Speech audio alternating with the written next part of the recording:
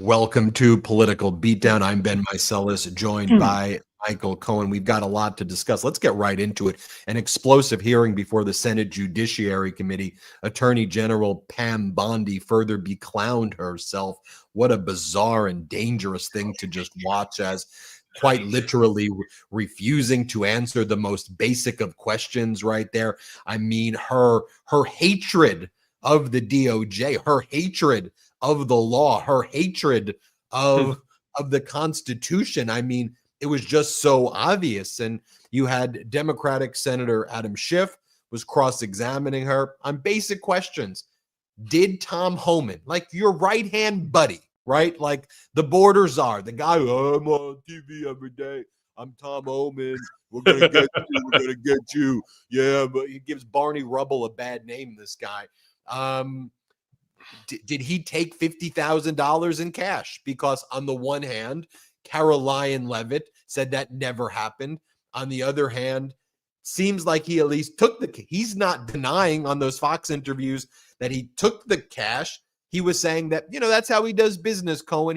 He shows up and then people hand him grocery store bags, basically, or like Mediterranean restaurant bags filled with $50,000 in hundreds. Like that's how he does his consulting work. So watch this questioning by Schiff. Let's play it. You did, but in case I just didn't hear you, what is the answer? Did he take the money?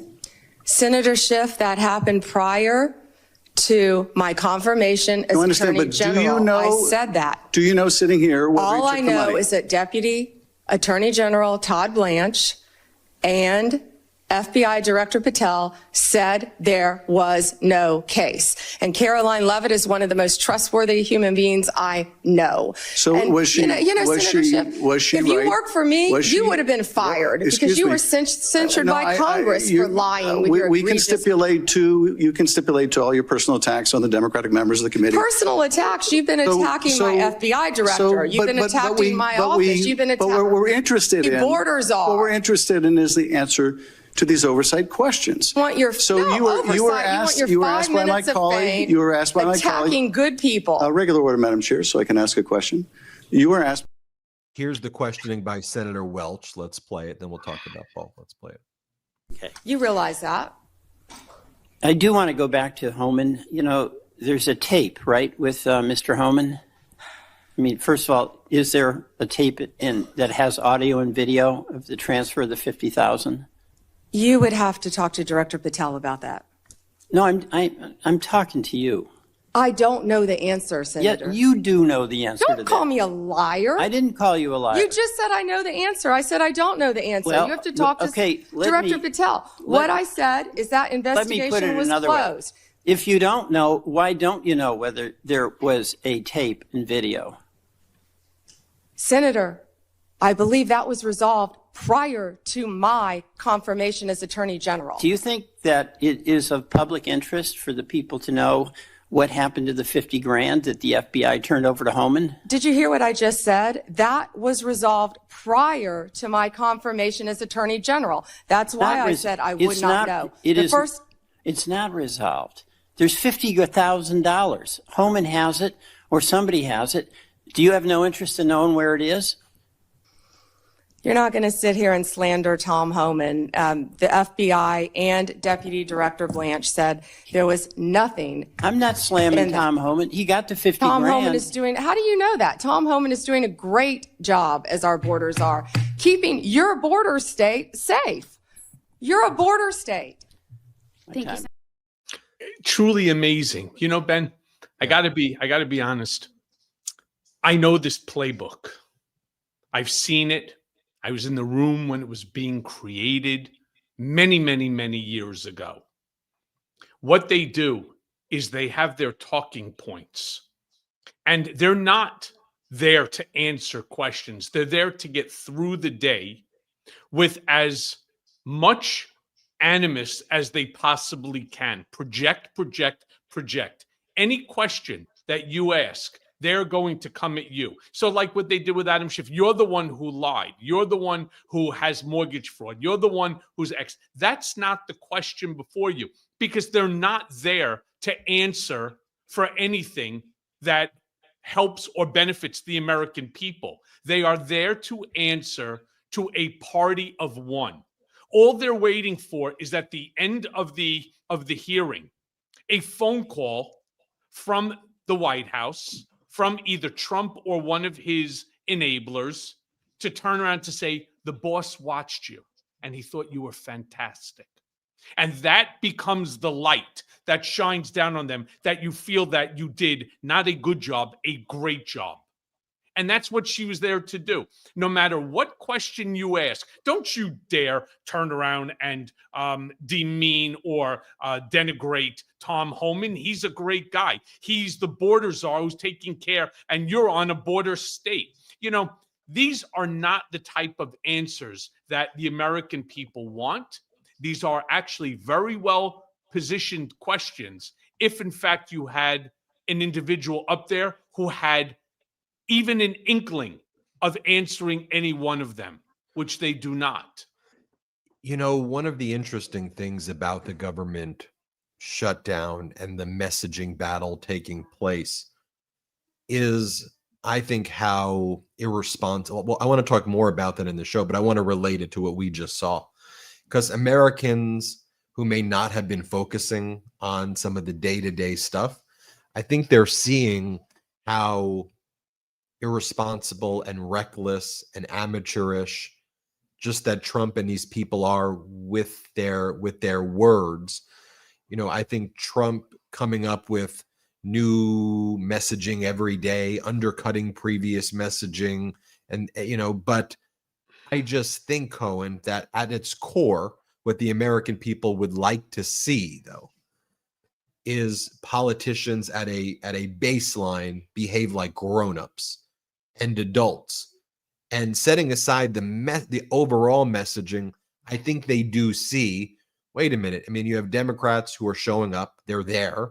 Republicans aren't even there at this point. Like, they're on a vacation, like that, and they're just kind of whining, and Trump's posting sombreros and weird memes, and like, he's not taking an issue that's very serious to the American people serious, because Americans are on Affordable Care Act plans by the tens of millions, or are on Medicare or Medicaid. So they're getting notices, and it's impacting them personally.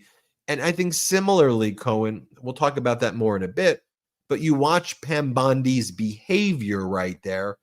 And to me, no matter, like, yeah, I'm setting aside the MAGA ultra kind of culty people, but I think as people who are responsible adults, you look at that behavior and you know that type. Like, you know that person in your life who is wah, wah, wah, wah, wah, wah, wah. It's not me. You're interrupting the question. Like, just like, you're a liar. Well, you got a bigger problem that's going on here than that. Imagine. So you got Senator Welch, very, very good guy. I've met him several times. Very smart guy. Asks very straightforward, a poignant question. Where is the $50,000 that Tom Homan is videotaped and audioed receiving from FBI? She certainly knows the answer, but what can she say?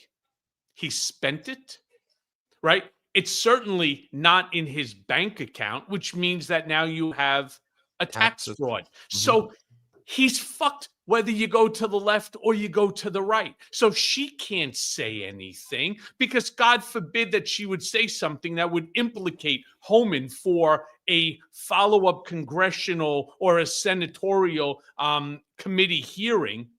She would then get excoriated by Trump and by the folks around him. You see, the less that you say, the better off that you are. And so whatever question, again, that they pose to her, she is not there to answer the question. She's there to run the 5-minute clock so that each person gets their 5 minutes, and then she gets the hell out of there, waiting for that phone call telling her, good job.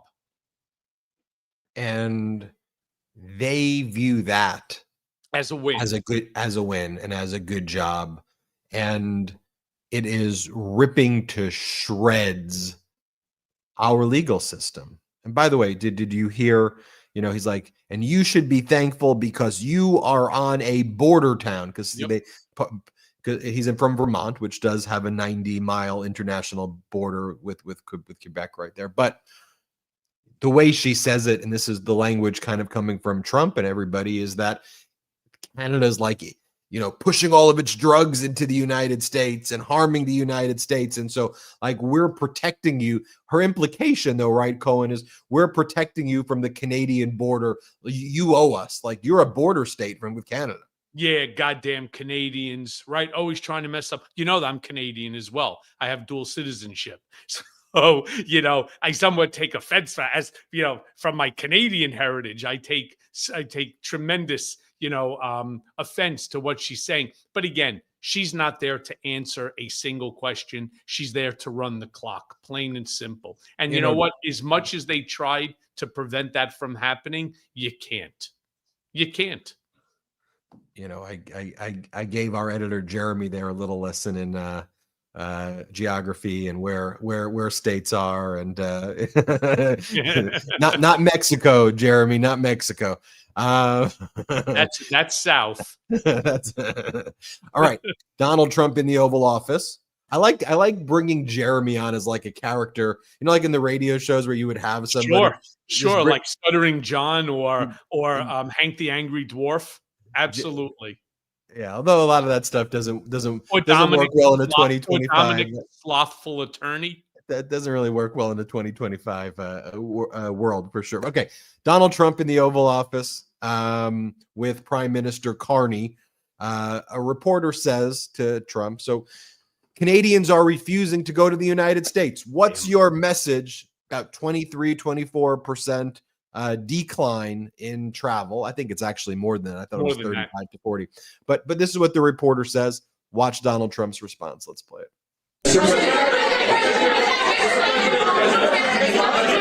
Canadians are refusing to go to the U.S. The numbers are down like 23% in the first 7 months of the year. What do you say to Canadians that don't want to go to the U.S. now because of your 51st state talk, because of the trade war, the tariffs? Yeah. And well, I understand it. Look, I understand that. And Americans don't want to buy cars that are made in Canada. We have the same conflict. So there isn't, it's something that will get worked out. There's still great love between the two countries, but, American people want product here. They want to make it here. Detroit was emptied out and moved to Canada, moved to Mexico, moved to other places, not just Canada. And now they're all moving back, they're moving back. We have, right now, I was just telling Mark, we have 17 trillion, but it's really much higher. That was as of a couple of months ago. Yeah. We have over $17 trillion being invested now in the United States. Yeah, is that true there, Ben? $17 trillion? About 58% of our entire GDP.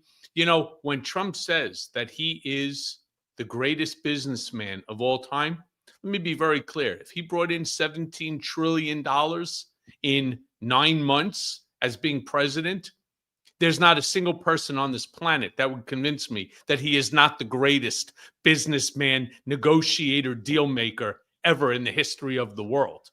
Now I just like to know where the money is. I'm gonna maybe I'll search this during a break, or I'll try to pull it up right now. I want to know the top country. I'm going to try to write this. The top countries GDP. I want to even just country. I can tell you, the top country is the United States with $27.2 trillion. Number 2 is China. All right, at $14.5 trillion. We're double plus. Actually, they're 14 and we're 27.8 trillion. All right. So so according to Trump, obviously remove China from this, right? So 17 trillion would mean Germany's GDP about 4 trillion, India about 3 trillion, Japan about 4 trillion, United Kingdom. So just add them up. 4, 7, 11, 13, 17. Okay. So that means we would be handed the entire GDPs of Germany, India, Japan, the UK, and France. would have all just basically given us their entire GDP. But Cohen, these numbers are so utterly Stupid. They're so stupid, and they're so. If we had $17 trillion right now, then we would truly be in a golden age.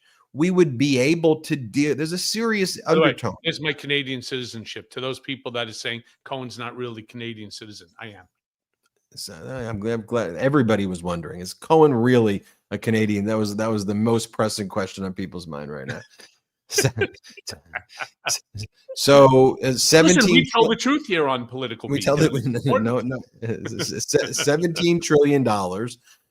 We're dealing with an issue, and this is how I think you have to connect it, though, because if we had $17 trillion, then why can't you extend the Affordable Care Act subsidies immediately? In fact, why can't you provide universal health care, which is what I think we should have in the United States, to every American? It would actually be fairly easy to give universal health care if you brought in $17 trillion. Also, we'd be able to have free education for everybody, because basically it would equal somewhere between, if you people who are making under $100,000 a year would all get $150,000 dividend checks.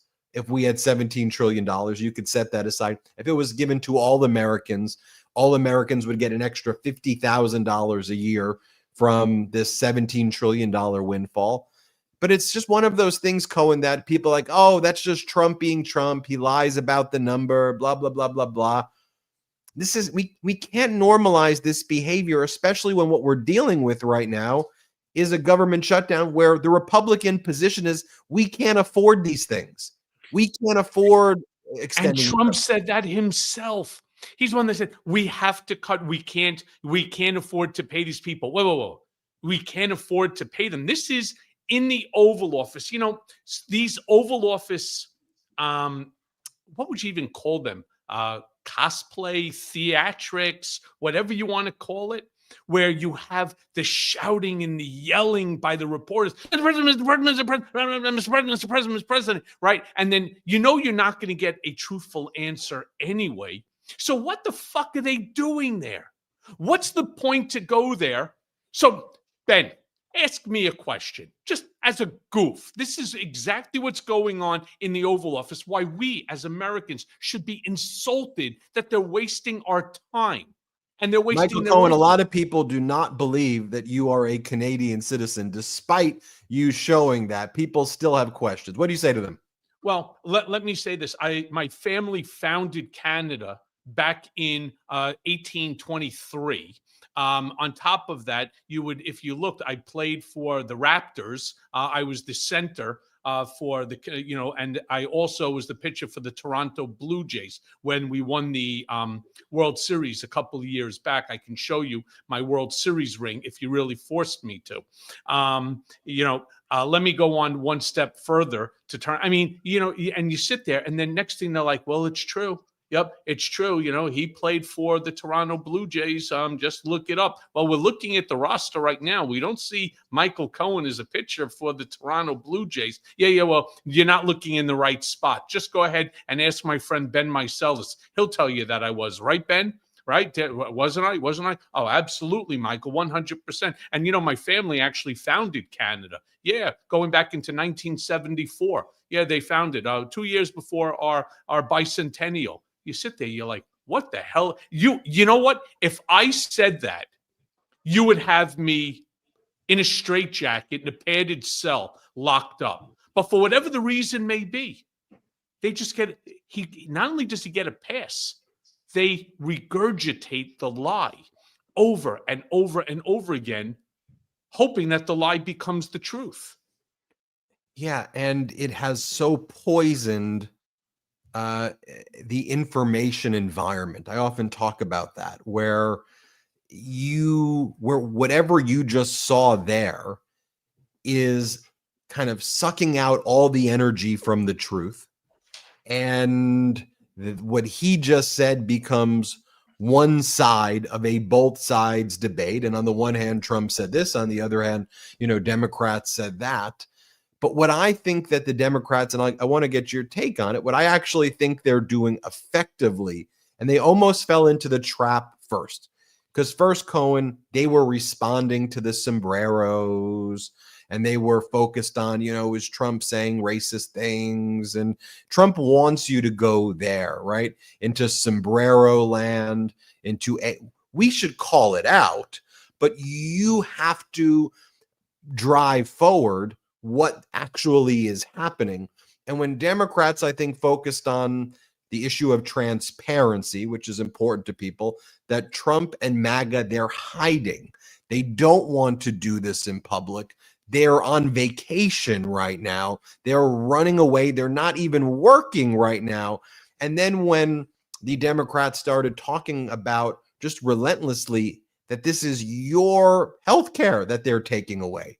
This is, go look it up on your own. Will your Affordable Care Act tax credits expire? And what does that mean on a month-to-month basis for your payments? And Democrats have held firm and strong. And when they didn't cave, when they've actually have held the line so far, as we're approaching 7 days into this, you see what we've seen before with Trump, some flailing, lashing out, different, and he's all over the place, right, Cohen? On the one hand, he first starts off, it's the migrants, it's transgender people. Then he goes, well, you just better open it up. Just sign the document or else I'm going to go after the agencies that Democrats like, right? And then yesterday he goes, no, this is about health care. And I am negotiating with Democrats. We're going to try to do something really big and really good for healthcare. Remember yesterday, Cohen, he said, this is about healthcare.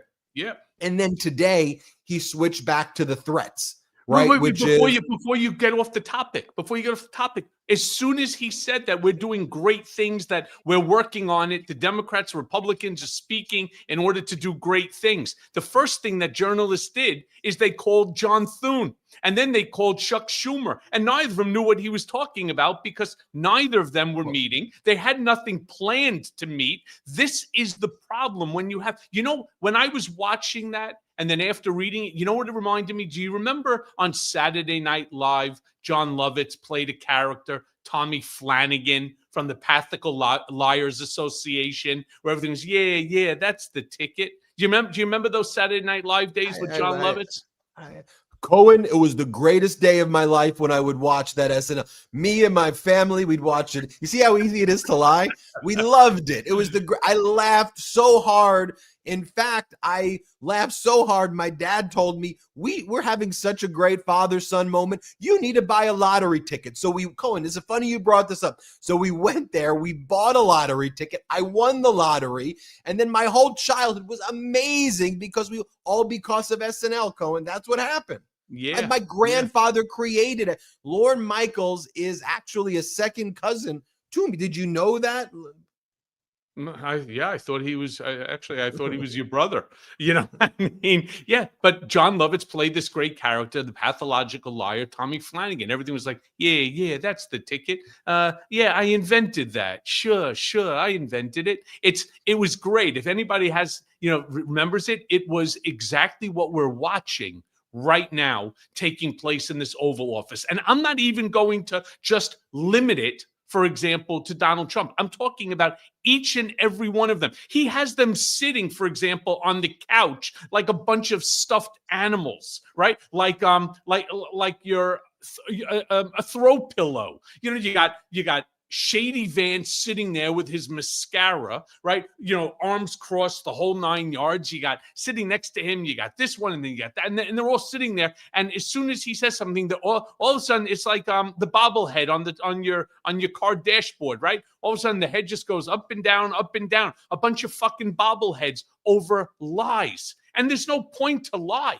Just turn around and, everything, for example, that he was saying to Carney was a complete mischaracterization, a gross accounting. I only wish that there was an app, Ben, that we could have, that you take your mouse, you click on the person, and a bubble appears over their head and tells you what they're thinking. That would be funny. Well, Well, maybe we'll do that. By the way, here's my baseball card, just so you know, when I played for the Toronto Blue Jays. You were a great player, Yeah, great and that was first the baseman. second year before they threw me out. You batted 350. They threw I you batted out. zero. You served a little stint, but you came out stronger and a better. I batted zero. It was a very solitary experience for you for a little bit of time. Great play on words there, my man. All right, let's go show you what went down in the Oval Office. As Donald Trump says, if this keeps going on, it's going to be substantial. A lot of jobs will never come back, but we finally may be able to balance the budget if we fire all of these people. But I thought you had 17 trillion. If we had $17 trillion, we had a $15 trillion surplus this year. Here, play this clip. You know who I'm talking about? Say it again. How many permanent jobs are you talking about to be limited? Well, I can tell you, I'll be able to tell you that in 4 or 5 days if this keeps going on. If this keeps going on, it'll be substantial, and a lot of those jobs will never come back. But you're going to have a lot closer to a balanced budget, actually. You hear the here's cackling another going point, on though. in the back? Fighting for a lie? It's such a great point. Fighting for a lie. But notice, Trump loves doing that in the Golden Bordello with Prime Minister Carney, who frankly shouldn't have been there. I was not impressed personally with Prime Minister Carney's appearance today. I've liked what Carney has done before, but I thought that today was my own personal view. And I understand that there's a need to, he knows that if he just shows up every 3 months, you can kind of keep Trump distracted and then do it another 3 months and 3 months. And they do have to re-up the negotiations on the USMCA. And so I get what his thoughts are, but to me, it was a bad look, especially what's going on in this country right now with ICE ramping up its military style invasions, with the horrific human rights violations that are taking place as the United States enabling atrocities here and abroad. It's to me, it wasn't a good look personally for Carney. And I've liked what Carney's done in the past. You know, the laughing and the smiling, that's Carney's affable way, but we're not in laughing, smiling modes in the United States. And I know the Canadian people aren't in laughing and smiling modes. Here's what I was going to say is, notice he does that press conference there. But then when it came to Schumer and Leader Jeffries, who wanted there to be cameras in the room so that the public can see what was actually happening in their discussions beginning of last week before the shutdown, Trump didn't want the press in. He refused to have the media there because he knew that what they were going to do is flood the zone with lies, try to bend reality, make up things that happened, and push that narrative out. They did not want the cameras there. And I really do like that Leader Jeffries and Schumer. Did you see, Cohen? They both came on the Midas Touch Network yesterday, right after Trump was saying those lies. They both came on the network and they called him out powerfully. And, you know, I know there have been a lot of people who have been critical, but I thought a lot of the audience was like, did you notice? I thought a lot of the audience like, finally, can we have more of this, please? I mean, I'm not, as you know, I'm extremely critical of both Schumer and Hakeem Jeffries. Both, you know, one is my senator and another one is a member of Congress here, you know, in New York. And I have to be honest, I don't like either of them. I know them both personally, and I've sat with Hakeem for quite a period of time, even not that long ago when we bumped into each other at a restaurant. Your questioning and their responses to you are so much better than the horse shit that comes out of mainstream, lamestream cable news. It's beyond. You ask very fair, very poignant questions, and you don't give that sort of wiggle room for them to get out of it. When I listen to your thing, I'm saying to myself, oh my God, why are they not doing this every single day? Why are they not in front of somebody's door? Do it through TikTok for all I care. Do it through Midas Touch Network. Do it through CNN, MSNBC, Fox News. It doesn't matter. Get up there and say something every single day. Well, we're back here today. It's Tuesday and it's 12 o'clock. Every single day at 12 o'clock, I'm going to be in front of another member of the Republican House of the Senate. And every single day, we're going to ask the same question. When are you going to meet with us regarding the shutdown? When are you going to vote with us regarding the release of the Epstein file? When are we going to? And then take 3 topics. Don't do more than 3 because most people like simplicity. So take 2 or 3. Make a good bumper sticker out of it. Knock, knock, knock. Yeah, hi. I'm just wondering whether or not we can talk about it. Get out. Okay, close the door. Be back tomorrow. And go to a different one. Make them look stupid. Make them look like the ineffective people that they are. And let's stop. I hate to say it. Theatrics seems to be working. People want to see this. That shit would go viral. It would go viral, and that's how you bring the Republicans to the table because Trump hates that shit. Well, look, you're not going to beat Donald Trump in a meme war, especially on this issue of Affordable Care Act extension of subsidies, unless you're fully going to commit to a kind of multi-pronged effort, the way Governor Newsom's doing, which is not just the memes and the social media stuff. He's also utilizing his moral authority and authority as the governor of California to do things, to put laws into place, to put his reputation on the line with putting a ballot initiative, up and fighting back against Texas, the Prop 50, stop the rigging of the election.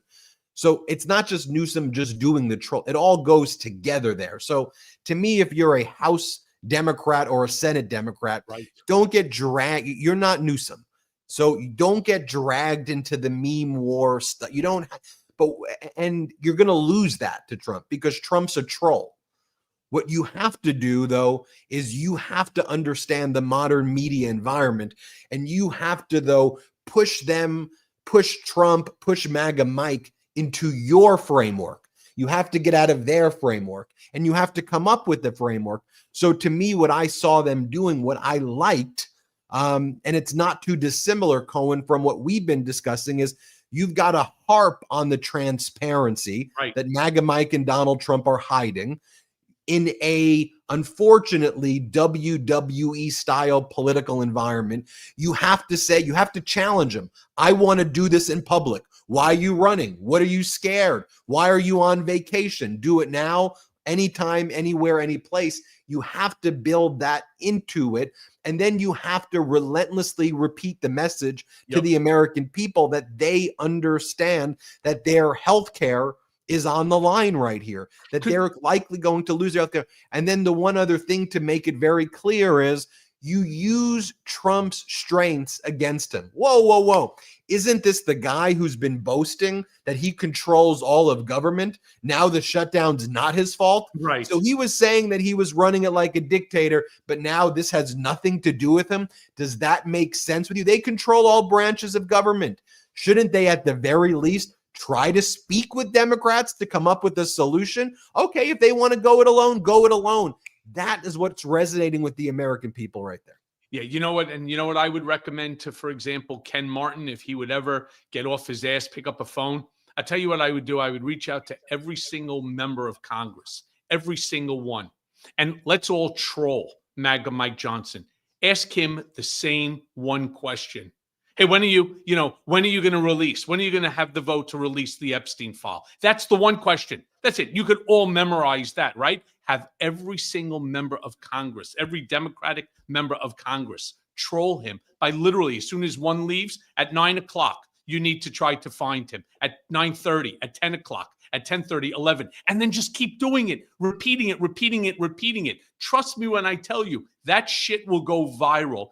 You have to beat them, as you said, at their own game, using their own words.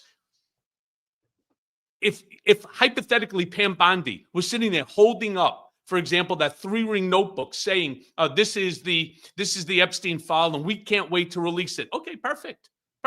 Release it. MAGA Mike Johnson, hey, why are you not releasing the Epstein file? And then just keep doing it. Flood the zone. Because you know what? We know it's a popular issue because everybody once those files released. The victims deserve their justice. And then when it comes to the issue of Trump bragging about $17 trillion from a messaging perspective, view that as an opportunity. Of course, we know that Trump's lying. We know he didn't bring in $17 trillion. Okay, that's obvious. He lies about everything. But take what he's bragging about and flip it on him and say, okay, where's the money? Where is the money? So you're on hiding. The shelf, Ben. You're hiding $17 trillion Nope, it's while on the American people are suffering and can't afford health care. So let that be very clear. So that's how you have to maneuver in this information age. And I'm glad that Midas Touch Network and shows like this and others, I think, are leading the way. And I'll just say this, though, because I've been critical of Leader Jeffries and Leader Schumer as well. You've been beyond critical of them on the I would say that's the biggest understatement, where I'm like, whoa, but I think you're channeling, to be fair, what a lot of people were feeling when they want to see fighters. Don't cave. You've let us down. We need fighters right now. But I need to give credit where I think credit is due. I think when they were on the Midas Touch Network, both of them, I was impressed by those appearances. They were clear. They said what they wanted. They called them out. They weren't mincing words. I left those interviews saying to myself, and I'll look at the comments if people agree or disagree. And by the way, those got lots of views. Those were talking, for those interviews with politicians, like leaders of the party, those got good amounts of views. I left it thinking, more of this, please. Can we see more? Can we see more? Can we see more of this? But anyway, let me know what you think. We're going to take our first and only quick break of the show. We've got a lot more to discuss, including what Donald Trump said about the Epstein files in the Oval Office the other day, where he claimed he didn't know who Ghislaine Maxwell even was, but he will look into a pardon of her. That and more, but I want to remind everybody to subscribe to Michael Cohen's Substack. Cohen is doing great on Substack. I love Cohen's a great writer. So check out, he's a good writer. Check out the Cohen Substack. Check out the Midas Touch Substack separately. Check out Michael Cohen's YouTube channel at The Michael Cohen Show. And check out the Mea Culpa audio podcast, wherever you get audio podcasts. Let me know what you think. Hit subscribe here. We'll be right back. Quick break, only one break, and then we're going to go give that 2-finger salute. You ever tried launching a podcast with zero experience? Well, let me tell you something. It's like being tossed into a cage match with a grizzly bear, blindfolded, wearing clown shoes. Because when I started Political Beatdown with Ben, I thought, come on, man, how hard can this be? Script writing, logos, production schedules, ad deals, and don't even get me started on the tech setup. I feel like I was decoding a damn matrix. Now, if only I had Shopify when I launched this beast. Shopify is the platform behind millions of businesses across the globe, responsible for a whopping 10%. You hear that? 10% of all e-commerce in the United States. And my friends, that's not hype. That's fact. From big names like Mattel and Gymshark to folks just getting their hustle off the ground, Shopify's got their back. You want a gorgeous online store? Shopify's got hundreds of sleek, ready-to-go templates that make you look like a design god. AI tools? Yeah, they've got those too. Writing your podcast descriptions, jazzing up your images, maybe even making you sound smarter than you are. Not naming names.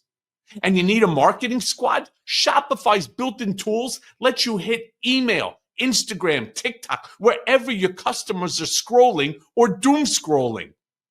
And listen, Shopify handles it all. Inventory, returns, international shipping. They are the ride or die business partner that you never knew you needed.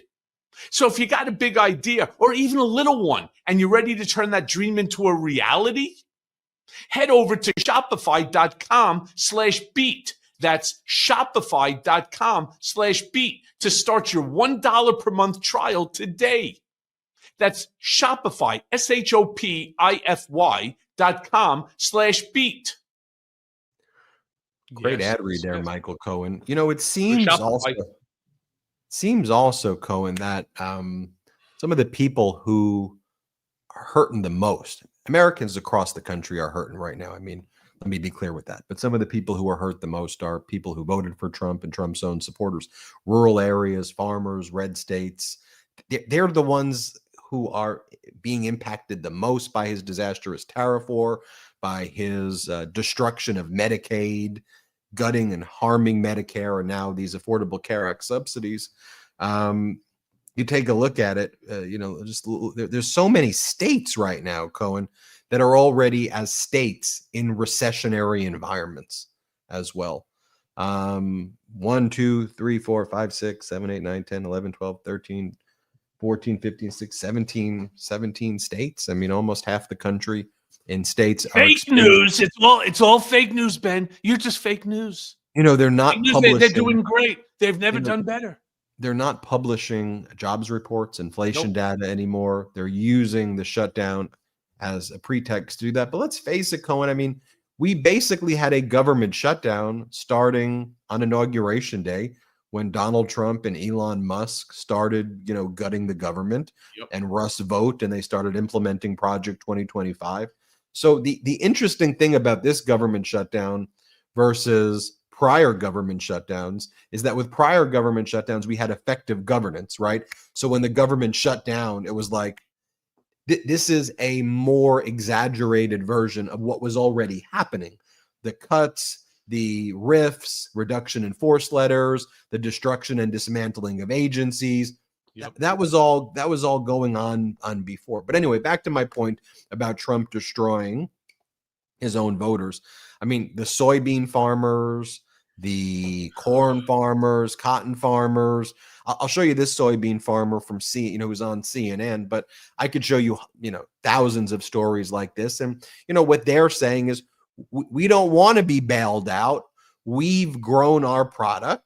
We actually it was a great harvest. There's no markets for us to sell to because of Donald Trump. So listen to what he says, though, because it's very revealing. And these people, I'm not sure if this guy voted Trump or not, but in general, farmers voted more for Trump, like by outrageous numbers. He talked about how during Trump 1, the price of soybeans dropped dramatically and screwed them. Then during Biden, it rose and they did fine. And now during Trump, it's crashing again. So it's like, what are we doing here? Here, play this clip. Well, the stopgap needs to come because they've kind of painted the farmer in a corner. I mean, I want trade, not aid. I need a market. I need a place to sell this stuff. I can work hard enough and make a product. If you give me some place to sell it, I'll take care of myself.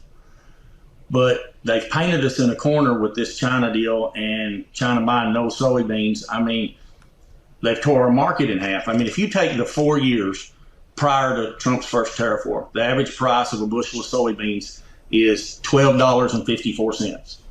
The average price for the 4 years during Trump's first tariff war is $9.39. That's $163 an acre swing to the minus.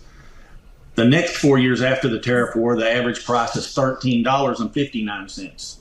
That's a $218 upswing. Now we're back to $10.21. I think the board is today. My local elevator's $9.79. So I'm at $172 an acre loss. I mean, the farmer can't continue to produce a crop below the cost of production, and that's where we're at. And we don't have anywhere to sell it. We're in a tariff war with China. We're in a tariff war with everybody else. I mean, where do they want me to market this stuff? If your heart doesn't break for this man, he's probably third, maybe fourth generation farmer. Imagine, this is in your blood. And all he wants to do is to farm his land and to make a profit so that he could do it again during the next harvest season. He's got to pay for the seed. He's got to pay for the fertilizer. Of course, you have machinery, you have the gas, you have, the cost of repairs, whether it's the elevator or the burners and whatever, the storage. I mean, you have real estate taxes, you have expenses. And at $9 and change, you don't cover your expenses. So you go out every single day working your ass off. That's hard work. Farming is hard work, but they want to do it. It's in their blood. They love it. All they want to do is make an honest living. They don't want handouts. They don't want to be bailed out. And what Trump did with this stupid tariff, thanks to folks like Howard Nutlick and Bessent and the rest of these idiots, what they've now done is they've shut down the market for a man like this to go ahead and to sell his product. And as a result, what do? Well, I don't know. We just bailed out, who is that? Venezuela? Venezuela is now selling China all of the soy that we were selling them. Billions and billions of pounds of soy now are going to sit and rot. So just imagine that. Then you see all this data. Pull up that chart, Jeremy, of like where the recessions were, took place. Other than Carter, all Republican administrations. When you analyze the data also of the same time period of job creation, of the 50 million jobs that were created, over the past several presidencies, going back, however many it is, 50 years or whatever, 48 million of the last 50 million jobs were created under Democratic administrations. Also, when you talk about balanced budgets and surpluses, that also happened under Democratic administrations. I mean, does everybody remember after the Clinton administration? Remember what the debate was over between? This shows you where politics has gone, right? The Al Gore, George W. Bush debate. Remember they were talking about the lockbox, and those were the SNL skits. Right. I've got my lockbox, and I'm going to put my. Remember, it was and I'm going to set aside the lockbox for this and my lockbox. Yes, folks. I know it was Argentina. I said Venezuela. I should have known Argentina. My grandma was born in Buenos Aires. I'm sorry, I made a mistake. Ooh. And I just got confirmation after this, Cohen. Congresswoman-elect Adelita Grijalva is going to be on the Midas Touch. Wow. By the way, you get some of the greatest folks. Honestly, can I say this? When I was saying that what we need to do, you really do. You really, truly do.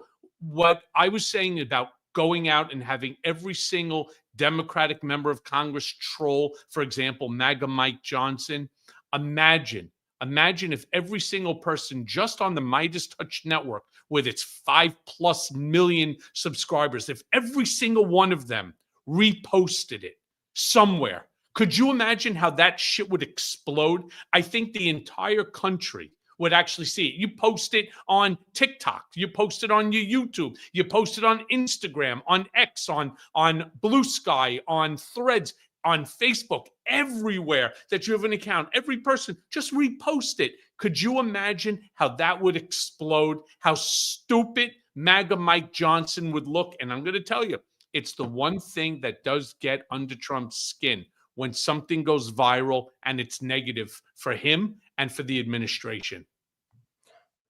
And that's one of the things they're struggling with right now, I think, with this shutdown discussion, because he's used to just dominating these conversations, and he's used to Democrats also caving, as they did last time, when, we saw what happened in the Senate. And so I think he sees that as this drags on, it gets actually worse and worse for him politically and the Republicans. I mean, look at this stat. I mean, this is what I like to see. I'm a data geek, Cohen. Senator Patty Murray just posted, here are 10 states that will see the highest premium increases for families that lose tax credits if Republicans refuse to act. West Virginia, Wyoming, Alaska, Tennessee, Mississippi, Texas, South Carolina, Alabama, South Dakota, North Dakota. Do their senators know? And we're talking about increases in their annual premiums of 387% to 234%. And so somebody paying $8,000 a year right now can be paying $30,000 a year in 2026. And a couple that earns $65,000 to $85,000 is going to have to pay $30,000 for health insurance, which means they're not going to be able to afford it, which means they don't have health insurance, which is what the MAGA Republicans want to bring us back to a pre-Obamacare era. And here's the thing. This is what I mean by being an adult. So there's a few paths here if we want to have a responsible conversation, right? We can do one option, universal health care, right? Everybody gets health care for free. The government pays for it. America starts looking like countries across the world that have universal health care, right? Even in countries, whether it's Canada or the United Kingdom or wherever, that have so-called right-leaning political parties, right? I guess those right-leaning political parties are socialists because they all believe in universal health care, even though I think, someone like a Pierre Poilievre in Canada wants to rip it apart, and he's made comments, about taking it apart. But generally, historically, right-leaning conservative parties in all of these countries have supported universal health care. America is one of the only country that's like health care is not a right. So one bucket, universal health care. What do we think about that? Republicans will say socialism, you can't do it. No. Okay, well, then another option is the Affordable Care Act, which through these subsidies keeps the prices $300 to $500 a month. In my opinion, that's still too expensive for most families. Sometimes it could be more, sometimes less, usually more, but still pricey. And then you don't get coverage on certain things, and the insurance company fights you. I mean, I could tell you my own personal experience where I had back issue. I mean, Cohen, you and I talk about this all the time. They send you, they don't cover things, they go back and forth. So it's easy to criticize the current healthcare system because there's a lot to be critical of. But let's remember pre-Affordable Care Act, things were far worse. So we've moved dramatically in the right direction, and the subsidies help keep the prices manageable. Yeah. Or you go back to pre-Obamacare where things were even worse. And then what's the plan? Donald Trump during his first administration said, give me 2 weeks, I'll come up with a plan. He never did, never came up with a plan. Now he just goes outright fraud and says, okay, pharmaceuticals, they're down 1,600%, which is an impossible percentage for something to decrease. Or he posts AI images of what he claims is magical technology from outer space, from aliens. I'm not making this up, called med beds that he's uncovered that cures cancer. It's like an MRI machine. You go in it. The aliens told him about the technology and it cures everybody. He actually posted that, med beds. Okay. And then Caroline Leavitt said that's funny. He was just joking. He's always just joking. When something is ridiculous and absurd, it's always a joke. Joking about ending the atrocities in Gaza, joking about the deadline for Hamas to return hostages, joking about 7 wars that he ended. It's all one big funny. It's all big one LOL right now. So to me, Cohen, that's where this thing is just pissing off. What's your freaking plan then? What are you going to do? And then in the meantime, can you extend those subsidies? Then show us your freaking plan. Fine. You've got a better one. Do it. You bring in $17 trillion. Good. But stop the lying. Look, but we've already gone through all of the mistakes that the Republicans keep making, yet they're blaming Democrats day in and day out, day in and day out, day in and day out for everything. Whatever it is, it's Joe Biden. Whatever it's not Joe Biden, it's just the Democrats and so on. This is where something like Midas Touch Network comes in, and I say it all the time, and some people get angry at me, and I don't care, right? This is where we start to troll. We start to troll people like MAGA Mike Johnson, embarrass them into capitulation. And it does work. Trust me when I tell you, it does work. Every single member of Congress. And then we here on Midas Touch Network, each and every one of you that joins us week in and week out, that are subscribers, that are part of this 5+ million person community, every single one of you, please just go ahead and share it with one person. You'd have 10 million. Could you imagine how fast that would go viral? Could you imagine how stupid that they would look, that the lies that they keep promoting from the Oval Office day in and day out would come to an end because of a place like Midas Touch Network that would help to get the information out across every social media platform? And you know what? I got to tell you, MAGA Mike Johnson, all right, as much as I would once again like to give him the 2-finger salute, no, he already got it last week. He can get it every single week, and nobody would be shocked. It does have to go to Pam Bondi for being an absolute ass. I myself testified before Congress 7 times. 9 hours a clip, 63 hours. Not once did I behave the way she did. Not once. And by the way, I didn't even have to answer a question if I didn't want to. I didn't have to. I wasn't a government employee. I could have turned and said, you know, fuck you. I take the fifth. I didn't do it. Not one single time. And you know what, Pam? It's wrong. You work for the American people. And that's the big problem. None of them believe that they work for the American people. They believe that they're there working for one person and one person only. And that, of course, is President Trump. And Pam, you know better. You should do better. You should want to do better for the American people. And that's why you, Attorney General, are the recipient of today's two-finger salute. You know, Michael Cohen, it's curious why Donald Trump would even promote med beds, because they are illegal alien health care. Bump. That's coming from Jeremy. So I'm gonna integrate Jeremy more into with his corny jokes into this episode. But and look, there's a reason why he's backstage. And it's a reason why. It's true. As I've told my wife, I said when it was my daughter's 1-year-old birthday, and so lots of people gave us things to build, and I said I have a very limited skill set. Fortunately, it works, but they didn't teach me in Plainview, Long Island, how to build things. That was one thing that my dad never really taught me how to do. But he taught me other things. So, everybody, stay in the fight together.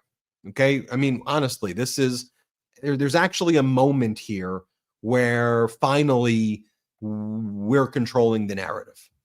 And that's been built over a long period. Let's not get cocky about it, okay? Let's not get arrogant about it. And that could end quickly, okay? But we're actually controlling the narrative with the truth, with facts, with empathy, with love. That's a big freaking deal. And I think people, whether it's politicians, leaders, are inspired by this community, by you. I think they're learning. I think they hear what you're saying. And I think there's a reflection of that, of when you see Democratic lawmakers or people who just care about democracy as guests on the show, I think you've seen them evolve. Yeah, I mean, they are. They're just absolutely evolving every single day. So look, let me be very clear. There's so much that's going on. Please continue. Oh, all right. I'm back. I was given that inspirational.